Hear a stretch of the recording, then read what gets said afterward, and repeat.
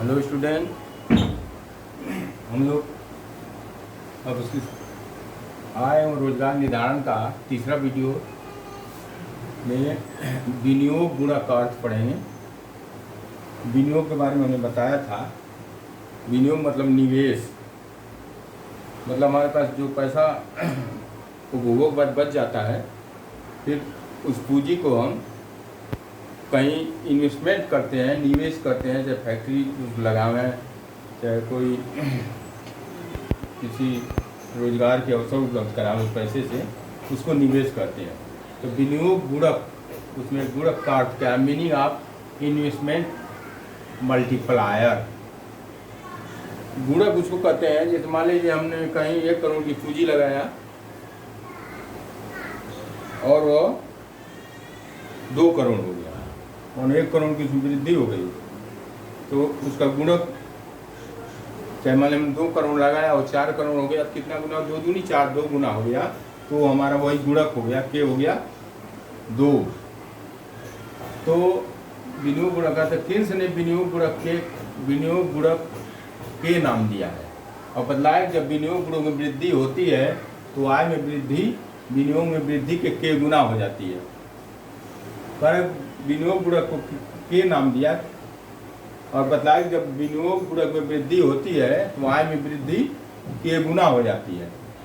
तो फिर इसको के इक्वल टू 1/1 माइनस MPC, इसका एक फार्मूला है। के को यदि हमको निकालना हो तो 1/1 माइनस MPC। MPC मतलब मार्जिनल प्रॉस्पेक्टिव कंज्यूम, सीमांत उपभोग प्रवृत्ति, इसको कहेंगे। के विनियोग गुणक हुआ, MPC सीमांत उपभोग प्रवृत्ति हो गया। तो 1 में से सीमांत उपभोग प्रवृत्ति को घटा देंगे और फिर उसमें भाग देंगे तो के का मान आएगा। या के को एक निवेश गुणक यहाँ भी है। यह निवेश में की गई वृद्धि के परिणाम स्वरूप आय में होने वाली वृद्धि का अनुपात है। या निवेश में की गई वृद्धि, मान निवेश में जो वृद्धि होती है उसके परिणाम स्वरूप इनकम में जो वृद्धि होती है उसका अनुपात है के equal to del y upon del I. एक फार्मूला ये भी है, इसके बाद ये है, ये छूट गया था, हमने नीचे लिख दिया है। यह उदाहरण एक देता है। माना किसी देश में रुपया 1 करोड़ का विनियोग होता है। माना किसी देश में 1 करोड़ का हम निवेश करते हैं, इन्वेस्टमेंट करते हैं, कहीं लगाते हैं, तो समाज में को रुपया 2.5 करोड़ की आय प्राप्त होती है। माना हमने किसी फैक्ट्री में 1 करोड़ रुपया लगाया, फिर उससे जो प्रोडक्शन हुआ और बिका तो 2.5 करोड़ की, उससे हमको इनकम हुआ। तो अब इसका हम के निकालें, गुणक निकालना हो तो के equal to del y upon del I, इससे निकलेगा। तो डेल आई माने इन्वेस्टमेंट कितना हुआ? 1 करोड़ का, और इनकम कितना हुआ? 2.5 करोड़ का। तो 2.5/1 बराबर क्या हो गया? 2.5, यानी यहाँ गुणक जो हो गया 2.5।